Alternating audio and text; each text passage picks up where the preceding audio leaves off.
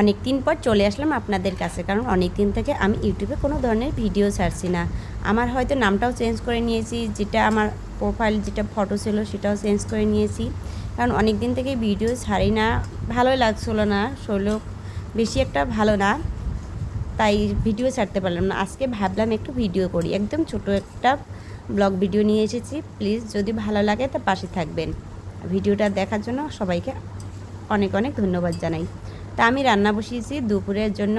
তা আমার বাচ্চারা তো স্কুলে গিয়েছে, তাই আমি ভাবলাম একটু সবজি বানিয়ে নেই।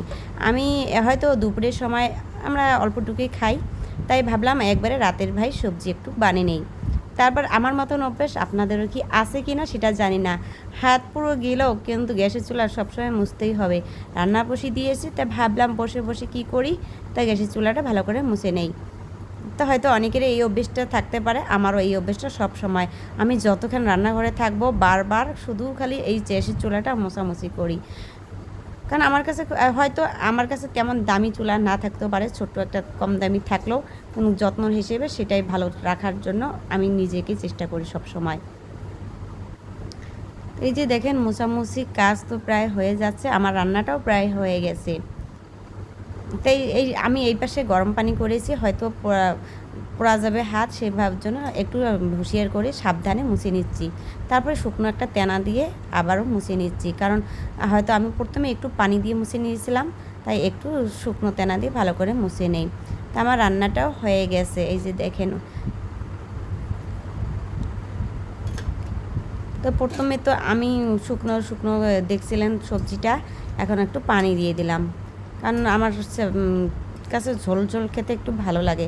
হয়তো অনেকে এসে ঝোল খেতে পছন্দ করে না, কিন্তু আমি ভাবি আমার বাচ্চারা ভাবে ঝোল না খেলে মনে শান্তি হয় না। আমি তো ঝোল পছন্দ করি, আপনারা করেন কি না সেটা জানি না। তা ভাবলাম আবার নিচেরটুকু ভালো করে মুছে নেই, কারণ সবসময় আমার রান্না করতে গেলে আমার সব সময় দেখবেন ঝোল আমার নিচের দিকে চতুর্দিকে পড়ে, আমার তো এমনই হয়, সবসময় পানি পানি লাগে, তাই একটু ভালো করে সবসময় মুছে মুছে নেই। তাই যে রান্না হয়ে গেছে, তার ঢাকনা দিয়ে ঢেকে রেখে দেই। তারপরে যে আমার গাছগুলো আমি কালকে ভালো করে এই যে টপটা পাল্টিয়ে দিলাম, তার মানে যেই জায়গায় রাখছিলাম ভাড়াটা, তাই নিচের দিকে একটু সার দিয়ে নিলাম, হয়তো ধনে পাতা টাতা গাড়ার জন্য, কারণ ঠান্ডা তো বেশি দিন আর নাই, চলে আসতে আসে, তো হয়তো আগে একটু নেওয়ার জন্য প্রস্তুত করছি। এটা হয়েছে এই যে লাকি বাম্বু। হয়তো অনেকেই ভাবছে ঘরগুলো এলোমেলো, অনেকেই দেখা যায় যার বাড়িতে ছোট বাচ্চা থাকে তারাই বোঝে বলে সবসময় ঘর বাড়ি কীরকম এলোমেলো হয়ে থাকে। তা হয়তো অনেক দিন পর ভিডিও ছাড়ছি, হয়তো আমার কথায় বার্তায় কীরকম বা লাগছে, ভয় ভয় করে ভিডিও আপলোড করছি বা ভয়েস দিচ্ছি আমার কাছে। তা আরেকটা বস্তু আপনাদেরকে দেখায়, আমি লাকি বাম্বু না money plant, sorry money plant, এই যে কালকে এই যে কাছে গ্লাস যে আছে আমি এটার মধ্যে রাখছি, কারণ আমার আগে ছিল কিন্তু অনেক দিন থেকে আমি মাটির মধ্যে রাখছিলাম, তাই আজকে ভাবলাম আবার ঘরে নিয়ে যাই।